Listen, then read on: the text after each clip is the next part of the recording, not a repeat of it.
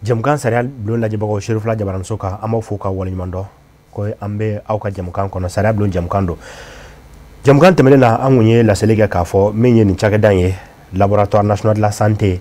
ŋwana ɲɛmaa min na sigi ka masala ala ye bi yira an na ni ala sɔnna bi kɔni aw bɛna caman dɔn nin cakɛda in ka baara la. Hakilina ale bɛ sigi nin kan le thème du jour l'accès aux médicaments le rôle protecteur du Laboratoire National de la Santé Babu amna sigi kan maa welele cakɛda ɲɛmaa don le directeur général du Laboratoire National de la Santé Dr Seydou Musa Kulubali an n'ale bɛ ɲɔgɔn fɛ bi walasa cakɛda in sariya kɛmɛ ka kalifa jumɛnw k'a la u jɔyɔrɔ ye jumɛn ye jamana kɔnɔna na furako ta fanfɛla la an y'a kibaru mɛn k'a fɔ hali mun ye ji sɛgɛsɛgɛliw ye dumunifɛnw boissons minfɛnw k'u bɛ ninnu bɛɛ lajɛlen sɛgɛsɛgɛ walasa anw ka kɛnɛya o ka sabati olu hami n'u jɔrɔna ko o de ye anw ka kɛnɛya fɛnw tun bɛ bila anw ka sugu kɔnɔ a ka se ka kɛ fɛn sanuman ye a ka se ka kɛ fɛn ɲuman ye min b'a to kɔlɔlɔ mun b'a la o bɛɛ lajɛlen ka se ka bɔ a la ka bɔ a la kɔrɔ ye jumɛn ye n'olu y'a sɛgɛsɛgɛ k'a fɔ nin dunni ka kan kɔlɔlɔ t'a la anw tɛ se ka o la k'o dun nka n'u u fana ɲugura fɛn o fɛn na u n'u ka dawulu bɛ ɲɔgɔn fɛ o de la an wulila ka se u ka cakɛda la laboratoire k'a lajɛ an yɛrɛ ye minnu y'a la n'ala sɔnna aw n'o jaw ye jamukan kɔnɔna na sɔɔni an ka maa welele an bɛ don babu kɔnɔ min bɛ kɛ sababu ye ne ni aw an na bɔ kunbana ka sabu kɛ cakɛda in jɔyɔrɔ dɔli ye malidenw bɛɛ lajɛlen fɛ faso kɔnɔ ani faso kɔ kan inshallah.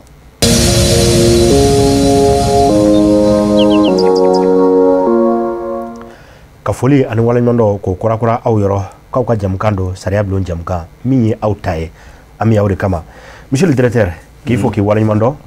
an ka ci sera aw ma hakili la an kun ye lettre ci ministre ma ministre an b'a fo nin kɛnɛ in kan min ye médecin colonel la Assane Bajalo Touré an b'a fo ka secrétaire général fo docteur Abdoulaye Guino do n'alima la k'a fɔ a kɛra Guino ko fana ye chef de cabinet fana Madu Guino o don an bɛ ninnu bɛɛ fo ninnu bɛɛ lajɛlen fana y'an dɛmɛ walasa jamukan ye an ka se ka yamaru sɔrɔ a la anw ka sariya bulon n'i ma ɲa k'i bɛ sariya ko kuma fɔ i ka tɛmɛ sariya fana siraw fɛ walasa baaraw ka se ka tile an kun ye lettre ci ministre ma ministre kɔni y'a ka danaya fana da kan k'i bila ka na an ka kɛnɛ kan o foli an b'o k'i la i ni ce bisimila i Kulubali saha suntura anula bɛ alamaba an lajɛba jɛkulu bɛɛ lajɛlen fo inshallah k'an ka foli da i ta kan ka an ka ministre fo médecin colonel Assane Bajalo Touré a n'a ka baarakɛyɔrɔ mɔgɔ bɛɛ lajɛlen fo u ye danaya mun da ne kan d'abord danaya fɔlɔ kan ka laboratoire national de la santé ka o ɲɛmɔgɔya di yan mais en même temps également ka danaya dan k'a fɔ n kana n sigi nin kɛnɛ in kan ka malidenw kunnafoni vraiment o ye danaya belebele n b'u fo o la kosɛbɛ kosɛbɛ kosɛbɛ a diyara n ye ka kɛ ni an ka waati yɛrɛ dɔgɔyali an bolokɔrɔ an bɛ a kɔni suwa kan koyi maliyɛn bɛɛ lajɛlen tulo b'i la an b'a bisigiya jamana kɔnɔ ani jamana kɔ kan jango cogodaw la anw ye kɔlɔnbakaw ye nin waati in na kɔni an ye laseliw kɛ k'a fɔ bɛɛ k'i lajɛ bi cakɛda in jɔyɔrɔ an n'a dɔn o la n'a fɔra ko i ka cakɛda in yɛrɛ ɲɛfɔ anw ɲɛna min ye laboratoire national de la santé i bɛ se ka mun fɔ a kan ani jɔyɔrɔ jumɛn b'a la sutura laboratoire national de la santé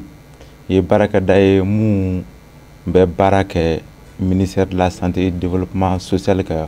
yamaruya kɔnɔna na an'o ka hukumu kɔnɔna na laboratoire national de la santé a dayɛlɛla en 1990 mais an bɛ baara kɛ hukumu kɔnɔna na bi o kɛra l'an 2000 o la u ye sariya dɔw de d'a ma donc o sariya la an ka ordonnance mun b'an créer o ye sariya minnu d'a ma o de ye k'a fɔ laboratoire national de la santé baara mun b'a la ka furaw sɛgɛsɛgɛ ka dumuni sɛgɛsɛgɛ ka jiw sɛgɛsɛgɛ en même temps également ka fura fɛn o fɛn bɛ bɔ kɔkan ka na minnu bɛ dilan yan dumuni fɛn o fɛn bɛ bɔ kɔkan ka na minnu bɛ dilan yan o k'a bɛɛ lajɛlen jateminɛ fɛn o fɛn bɛ yen ni adamaden b'a dun o bɛɛ lajɛlen bɛ sɛgɛsɛgɛ laboratoire national de la santé la kun mun b'o la o de ye k'a fɔ malidenw bɛ se ka kɛnɛya cogo min na malidenw bɛ se ka kɛnɛya adamadenw bɛ se ka kɛnɛya cogo min na ani baganw bɛ se ka kɛnɛya cogo min na o de laboratoire national de la santé ka mission ye a diyara n ye nin kɛnɛ in ka vraiment bɛɛ lajɛlen kɔni tulo ma jɔ mɛn bi parce que an hakili b'a la k'a fɔ jamanakuntigi yɛrɛ a da sera ma san foli dɔ fɛ hakilila san 2022 foli la maaw taalen a jɔrɔla ka hami ni maliyɛnw ka kɛnɛya ye foroba kɛnɛya a jɔrɔla ka hami n'a ye k'a fɔ ko contrôle de qualité k'a baara ko k'a kɔlɔsi ka ɲɛ kosɛbɛ nalima la k'a fɔ n'o kɛra jamanakuntigi ka miirina ye o cakɛda an b'a bisigiya k'a fɔ hali ni aw kelen tɛ i b'a sɔrɔ cakɛda wɛrɛ bɛ yen mais da sera minnu ma o b'a jira k'a fɔ vraiment an kɔni mako bɛ mun na bi nin kɛnɛ in kan an ka maa wele a kɔni a bɛ an ɲɛkɔrɔ a diyara n ye an y'a mɛn k'a fɔ min ye laboratoire fana ye k'a ye accréditation sɔrɔ c'est à dire yamaruya dɔ dir'a ma ka jɔnjɔn kɔni d'a ma min ye k'a fɔ ko aw ka minɛn minnu b'aw bolo aw ka baara kɛcogo a ka ɲi a bɛ sariya bɛɛ lajɛlen hukumu kɔnɔna na ɔ e bɛ se ka n'i yɛrɛ kun fɔ an ɲɛna wa nisɔndiya mun y'i sɔrɔ a la baara in kɛra cogo jumɛn soni n ka n da don o la n bɛ fɛ k'a fɔ mɔgɔw ɲɛna accréditation yɛrɛ ye jumɛn ye accréditation ye diplôme de ye mun bɛ ta k'a d'i ma k'a fɔ i b'ara ka baara minnu ni baara minnu kɛ a bɛ kɛ sariya kɔnɔna na minnu ye diplôme in d'an ma o organisation ouest africaine d'accréditation ye n'u b'a fɔ ma OAS olu de ye diplôme in di anw ma mais diplôme in ti ta k'a d'i ma ten f'u ka sɛgɛsɛgɛli de kɛ donc o sɛgɛsɛgɛli de senfɛ u nana an ka baarakɛbalow jateminɛ an ka baarakɛcogow jateminɛ an bɛ jaabi minnu bɔ k'olu jateminɛ o de senfɛ diplôme in dira anw ma diplôme in dira anw ma exactement décembre kalo tile 9 san 2022 la donc le 9/12 mois 2022 diplôme in dira ma o la bon diplôme dira anw ma n b'a fɔ k'a fɔ ko a ma se ka girin ka di anw ma ten bi anw kɔni baara ka diplôme in fêter mais mɔgɔ caman y'i sen don diplôme in baara la parce que pour que ka diplôme bi sɔrɔ cogo min na il faut que équipement ɲuman ka k'i bolo c'est à dire i bɛ baara kɛ ni minɛn minnu ye il faut que o minɛnw ɲuman ka sɔrɔ i bolo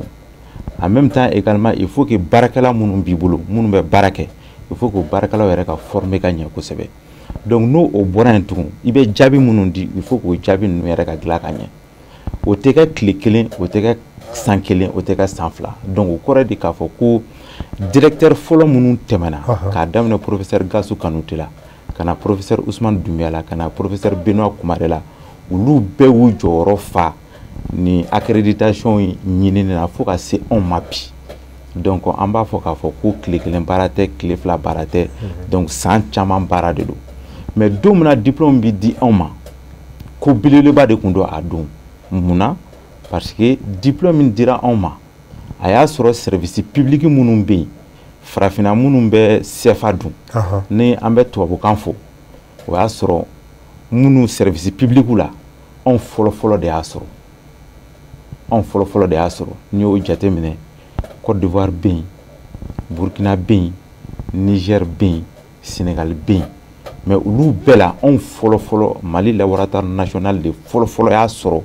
sɛgɛsɛgɛli la furaw ka sɛgɛsɛgɛli la anw de fɔlɔfɔlɔ y'a sɔrɔ mais an bɛ don min na ko bi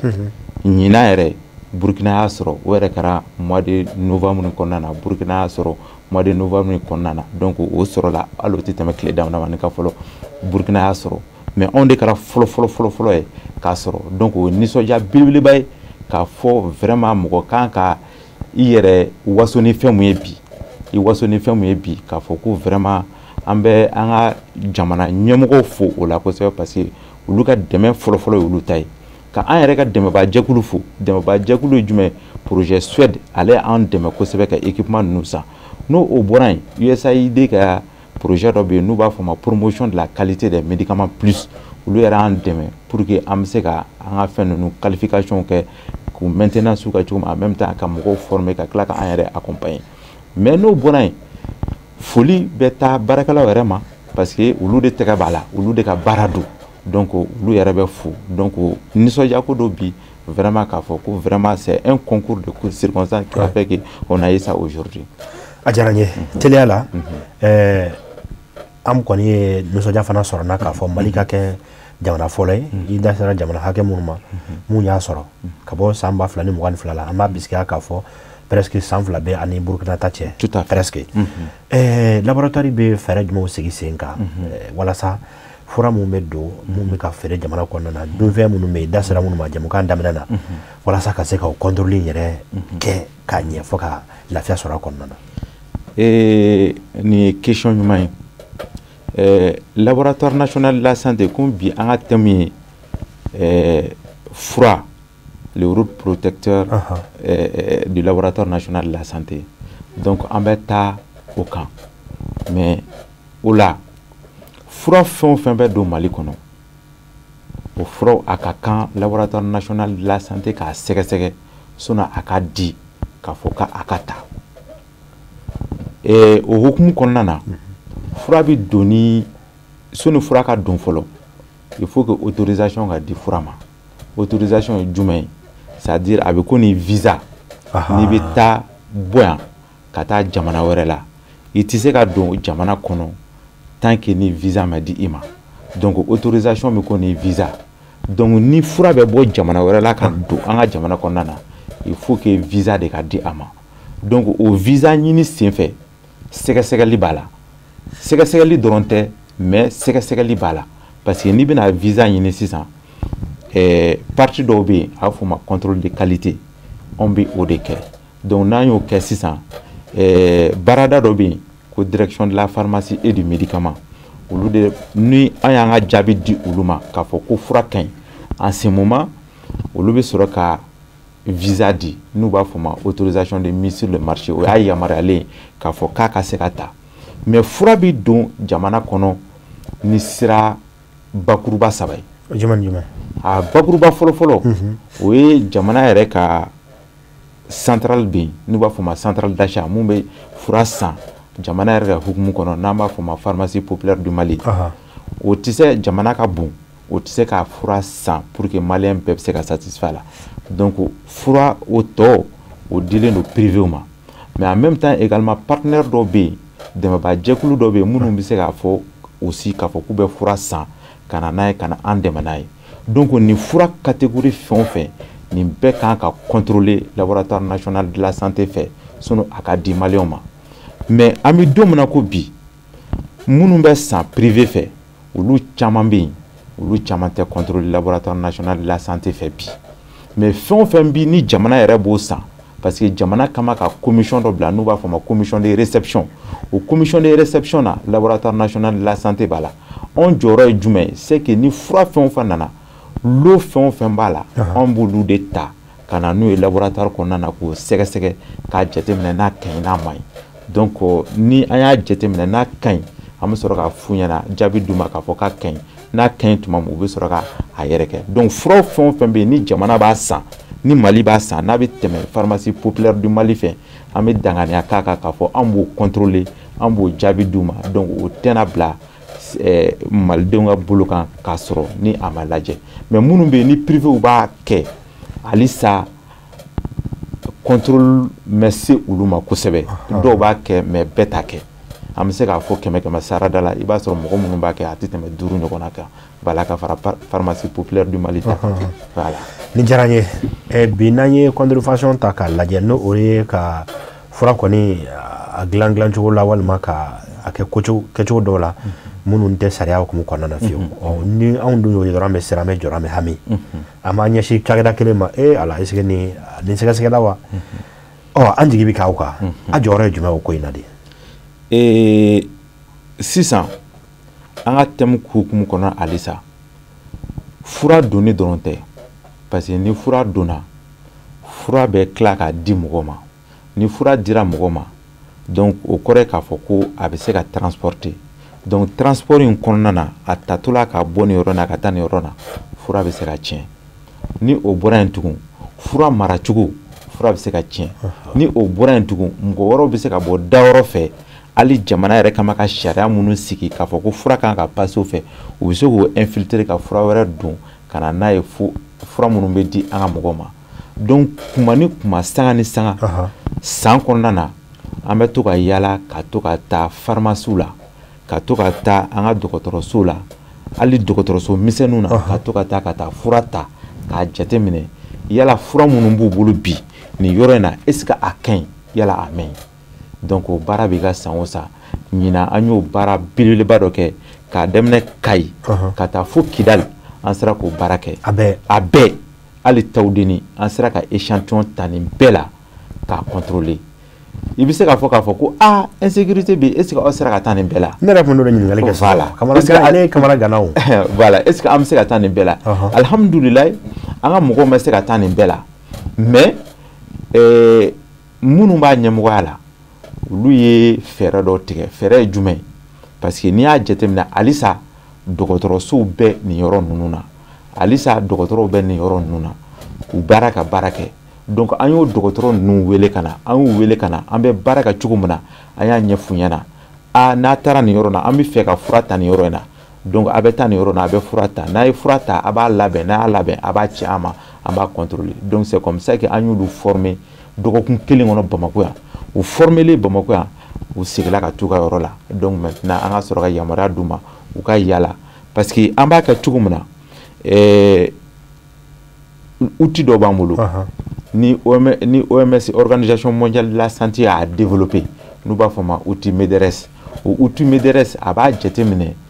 fo yɔrɔ minnu na risque bɛ yɔrɔ minnu yɛrɛ la coyi ka fura kolon sɔrɔ yɔrɔ minnu na a b'olu yira tuma dɔ la a bɛ se ka yɔrɔ dɔw yira ani duguba yɛrɛ ni ɲɔgɔn cɛ a bɛ ɲini ka se hali kilomɛtiri 20 30 hali 50 ma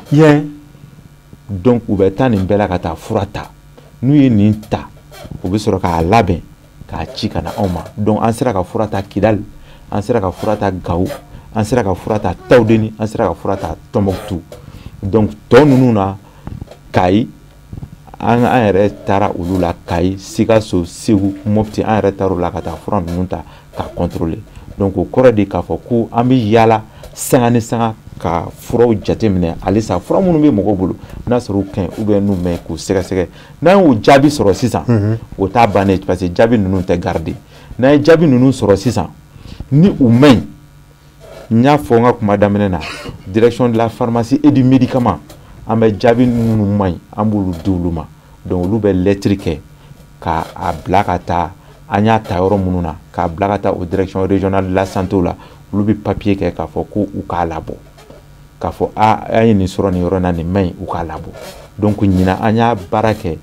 an y'a sɔrɔ Mali kɔnɔna na an ye lot minnu sɔrɔ minnu maɲi a bɛ se ka se fo lot 19 ma fura la wa fura minnu yɛrɛ kun don fura minnu caman bɛ yen ni sumaya fura an n'u ka bana fangama ye sumaya ye en même temps également fura minnu ni minnu bɛ di muso kɔnɔmaw ani denmisɛnninw ma o fura dɔw tun b'a la donc i b'a dɔn k'a fɔ ko olu ye fura sensible ye donc olu dɔw yera la kosɛbɛ donc an ye kibaruya bila ka taa u ye mesure ta pour que u bɛ se k'a labɔ cogo min na. Monsieur le directeur, c'est pourquoi nin jamukan ye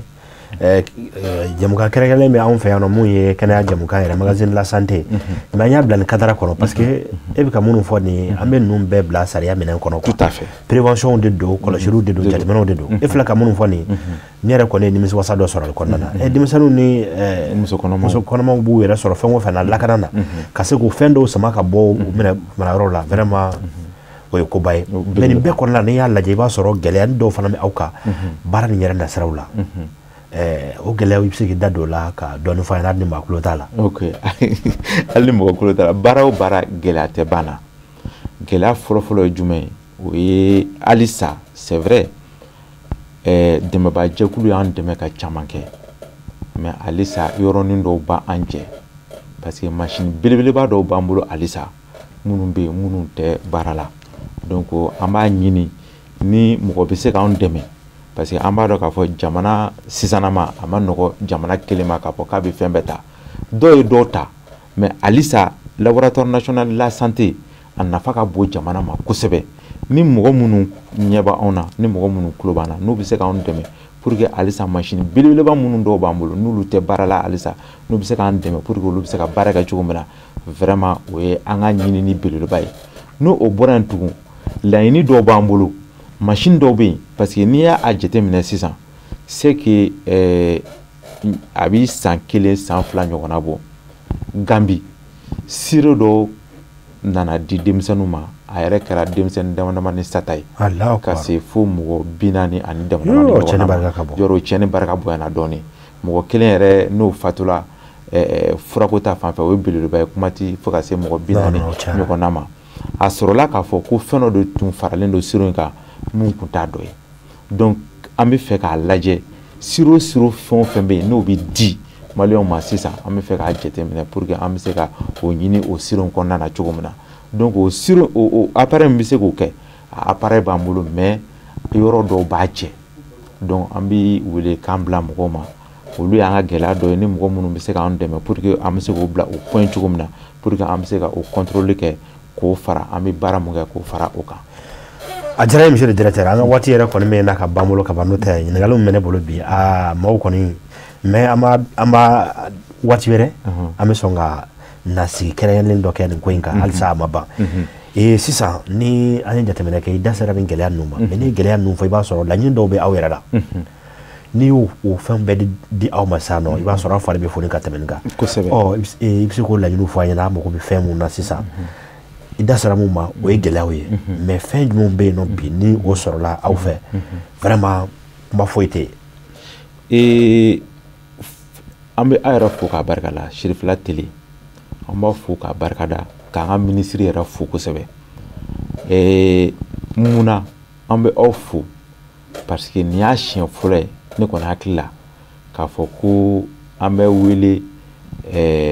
table kan k'a fɔ an bɛna se ka laboratoire national de la santé a jɔyɔrɔ ye mun ye kɛnɛya sabatili la k'o fɔ mɔgɔw ye parce que kuma dɔ la émission gɛlɛ ka dɔ kɛla mais ni émission ɲɔgɔnna nin ma deli ka sigi fɔlɔ ni o bɔra yen an b'an ka ministre fo parce que ne bɛ baara kɛ yɔrɔ na depuis 2017 kɔnɔna na ka se bi ma Asaba Jalo Touré ale de kɛra ministre fɔlɔ ye ne kɔni ɲɛna mun nana ka taa fo ka taa laboratoire visiter donc o ye belebeleba ye donc mɔgɔ yɛrɛ tun tɛ laboratoire in dɔn parce que n'i ko laboratoire dɔrɔn a bɛ ka mɔgɔ kɔnɔ de ko joli sɛgɛsɛgɛ don k'a sɔrɔ anw ta tɛ joli sɛgɛsɛgɛ ye anw ta ye fura dumuni ani ji sɛgɛsɛgɛli n'i ye a jateminɛ kosɛbɛ fɛn caman bɛ yen minnu bɛ kɛ an b'olu kɛ mais kuma dɔ la i b'a ye a tolen don dogo la parce que an ka jaabiw mɔgɔ wɛrɛ de b'u sankɔrɔta ka tɛmɛ anw kan n y'a fɔ cogo min anw ni direction de la pharmacie et du médicament de bɛ baara kɛ n'an y'a ye k'a fɔ a man ɲi an b'a f'olu ɲɛna mais o ka bɔ yen tugun an bɛ dumuni minnu ni ji minnu sɛgɛsɛgɛ n'an y'a ye k'u man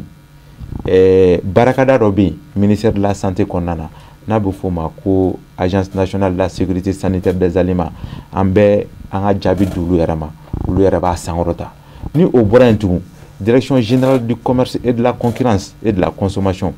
an bɛ jaabiw bɛ se ka di olu yɛrɛ ma olu b'a sankɔrɔta mais bi k'a fɔ ko an bɛ wele k'a fɔ an yɛrɛ bɛna kuma pour que mɔgɔ bɛ se ka an dɔn cogo min na donc vraiment o ye nisɔndiya belebeleba ye anw bolo bi donc vraiment an tun bɛ nin de ɲini k'a fɔ an ka communication kɛ laboratoire national de la santé kan pour que a bɛ se ka dɔn kosɛbɛ mɔgɔ bɛ se ka a ka service utiliser parce que c'est vrai ninnu dɔnnen don ninnu b'u ka baaraw kɛ mais ninnu tɛ se k'a bɛɛ kɛ mais mɔgɔ dɔw bɛ yen a ka d'u ye u bɛ na ni fɛnw ye u bɛ na ni dumuni ye Mali kɔnɔ u bɛ na ni ji u bɛ don ni ji ye Mali kɔnɔna na a ka d'u ye u k'a sɛgɛsɛgɛ k'a dɔn k'a fɔ mun ye mun ye mais u t'a dɔn k'a fɔ a bɛ kɛ yɔrɔ mun na kuma dɔw la yɛrɛ t'a dɔn k'a fɔ ko sariya yɛrɛ b'a la parce que n'i ye dumuni fɛn o fɛn ta fura a y'an da don la mais n'i ye dumuni yɛrɛ ta dumuni yɛrɛ b'o sariya kelen hukumu kɔnɔna na parce que dumuni man ka dun pewu n'i bɔra n'a ye kɔfɛ ka na a man ka dun pewu tant que ni autorisation t'a la hali boisson ninnu an bɛ boisson minnu san k'u min an bɛ yaourt minnu san k'u min autorisation de bɛ d'u ma minnu bɛ autorisation d'u ma o ye n y'a fɔ cogo min agence nationale de la sécurité sanitaire des aliments o de b'a di donc n'olu y'a di o de la a yamaruyalen don k'a fɔ k'a bɛ se ka consommer. Monsieur le directeur an ka waati banna an bolo koyi n'o tɛ ɲininkali caman bɛ yen mais n'an bɔra nin kɛnɛ kan ka sɔrɔ an ma ɲininkali dɔ kɛ hali n'a sɔrɔ réalisateur kɔni bɛna an enragé o yɔrɔ nin na an ka waatiw banna an bolo pewu ka ban o de ye waati laban ninnu kɔnɔ an y'a ye k'a fɔ i da sera cakɛda dɔ ma min ye DPM ye la direction de la pharmacie du médicament an kɔni y'u ka fɛn dɔw ye bɔlɔlɔ sanfɛlaw la k'an tigɛ da dɔw kisɛ kan k'a fɔ ko fura dɔw yera ko minnu man ɲi a dun communiqué kɔrɔ n'i y'a fɛnw lajɛ i b'a ye k'a fɔ ko aw de y'a sɛgɛsɛgɛliw kɛ n'o ye maaw ka hakɛ to kuma fɔcogo la ko cɛya furaw a furakisɛw n'a fura jimaw fɛn caman caman tandis que minnu b'a feere u k'a ma ko naturel ko fɛn wɛrɛ ɲagaminen foyi t'a la an ka jiriw don an ka fɛnw de don o fana kɔfɛ tuguni an y'a ye min ye dɔgɔtɔrɔsoba dɔw ye région dɔw kɔnɔna na ko fɛn dɔw fana yera kɔnɔ fura minnu sɛbɛnni b'a kan o t'an ka baara ye mais ko ni mun b'a kɔnɔna na olu tɛ kelen ye n b'a dɔn fana aw fana jɔyɔrɔ bɛ se ka kɛ nin bɛɛ lajɛlen walasa k'a ɲɛɲini k'a ɲɛdɔn e bɛ se ka mun fɔ nin ko in kan dakurunya kelen na dakurunya kelen na n bɛ se ka mun fɔ n bɛ n sinsin kosɛbɛ fura minnu bɛ yen n'an b'a fɔ ma ko n'u b'a fɔ ma ko cɛya fura 100% naturel an bɛ an sinsin o kan dɔɔni mais mun ye fura minnu yela o enquête u ye lettre caman le 7 u ye enquête lettre caman k'a fɔ k'an ka investigation kɛ donc n'a fɔra ko investigation dayɛlɛ la donc tant que ni o ma ban voilà an man ka kuma o kan donc an bɛ se k'olu to yen mais mun ye cɛya fura ye o banna an y'u lajɛ a sɔrɔla cogo di an ka professeur ba dɔ bɛ yen ale de nana ka na fila d'a ma k'an k'a lajɛ ko ale sɛgɛsɛgɛlen don a la an y'a lajɛ an y'a sɔrɔ tubabu fura de b'a la o tubabu fura an kɛlen k'a jateminɛ an ko an y'an sigi an ye réunion kɛ an ni ɲɔgɔn cɛ an kɛlen ka réunion kɛ an ni ɲɔgɔn cɛ rapidement an ko ko sɔnni a ka dan olu fila dɔrɔn la an ka tɔ ninnu bɛɛ lajɛ donc an kɛlen k'u lajɛ sisan an y'a sɔrɔ 14 fo ka se 16 ɲɔgɔnna ba ni mɔgɔw kɛma k'a sɛbɛn kan ko 100% naturel an y'a sɔrɔ k'a fɔ ko 100% naturel tɛ an y'a sɔrɔ tubabu fura de ɲagaminen don a la k'a fɔ ko cɛya fura 100% naturel don k'a sɔrɔ 100% naturel tɛ an ma fɔ k'a fɔ a bɛ mɔgɔ faga mais i y'a sɛbɛn 100% naturel o kɔrɔ ye k'a fɔ ko i y'a fɛn wɛrɛ man ka ɲagami a la ni fɛn wɛrɛ ɲagamina a la sariya kan k'i nɔ minɛ cogo min sariya b'i nɔ minɛ ten donc soit i b'a bɔ a kan k'a fɔ 100% naturel tɛ donc en ce moment a bɛ tɛmɛ o la i bɛ autorisation ɲini a bɛ ka fura yɛrɛ i bɛ autorisation ɲini a la komi tɔ bɛ autorisation ɲini o ta la cogo min mais n'i y'a kɛ 100% naturel kɔni ni fɛn sɔrɔla la o kɔni i ye sariya sɔsɔ o la donc o de hukumu kɔnɔna na direction de la pharmacie et du médicament rapidement ale ye papier bɔ k'a fɔ ko fɛn o fɛn bɛ yen ni u kama ka sɛbɛn ka 100% naturel u k'a bɛɛ bɔ rayon na k'a fɔ k'a si man ka feere a si man ka di mɔgɔw ma parce que n'i y'a di mɔgɔw ma dɔw bɛ yen olu bɛ se ka a fura ninnu ta dɔw bɛ yen olu tɛ se ka a furaw ta mais n'a mɛ bɛn mɔgɔ min ma n'a kɛra o sata ye yɔrɔ o kɔni o ye kɔlɔlɔ b'a la monsieur le directeur waati banna bolo pewu n'o tɛ a ka d'an ye ka tɛmɛ nin bɛɛ lajɛlen kɔni kan mais dalen b'a la k'a fɔ an na sigiba dɔ boloda i da sera cakɛda mun ma mun ye DPM ye haka diya ka se an sa yɛrɛ ma DGCC an na sigiba dɔ kɛ walasa ka kuma nin ko nin kan dalen b'a la k'a fɔ o don na min yɛrɛ ne baarakɛɲɔgɔn ye docteur Koji Tata Touré ne n'ale la fara ɲɔgɔn kan ale ye dɔgɔtɔrɔ ye kɔni tɛ dɔgɔtɔrɔ an ye sariya kalan n'o ye walasa ka ko in bɛɛ lajɛlen lajɛ jɔyɔrɔ mun bɛ cakɛda mun na bɛɛ ka segin ta dɔn WhatsApp numéro ne b'o tɛni aw ni ɲɔgɔn cɛ sanga ni waati min bɛ kɛ sababu ye an na bɔ ɲɔgɔn kalama nin ko ninnu sanfɛ ɲininkali wɛrɛ bɛ aw bolo san'o don cɛ a b'a ɲininkaliw bila ka na n'ale b'a la k'a fɔ jamana ɲɛmaaw fana bɛ nin kalama jamanakan ninnu b'a lajɛ u na fɛɛrɛ bɛɛ kɛ ninnu bɛ ka baara mun kɛ sanjikɔrɔ wɔsi don an b'a fɛ u ka bɔ sanjikɔrɔ koyi awɔ u ka don so yɛrɛ kɔnɔ u mana kɛ ji mana k'u ka ye wɔsiji ale ni sanji o dɔ ka bɔ ɲɔgɔn na an b'a bisikiya k'a fɔ waati nataw la cakɛda ninnu an n'u bɛɛ lajɛlen sɔrɔ jamukan sariya bulon kan édition spéciale walasa ka masala nin ko kan ne b'a fɔ la o don ala k'o yɛrɛ na jamukan an b'a kuncɛ yan nɔ maa welele ale kun ye docteur Seru Musa Kulubali n'ale ye laboratoire national de la santé ale ɲɛmaa ba ye an bolokɔrɔ ministre an b'a fɔ ka chef de cabinet fɔ ka Segali fɔ cabinet maa bɛɛ lajɛlen n'an ye ninnu fɔ an b'a dɔn k'a fɔ inspection fana santé la u jɔyɔrɔ ka bon nin ko ninnu kɔnɔna na hali n'a sɔrɔ u bɛ dibi la ne ni aw an na ɲɔgɔn sɔrɔ waati wɛrɛ salamu aleykum warahmatulahi taala barakatu merci beaucoup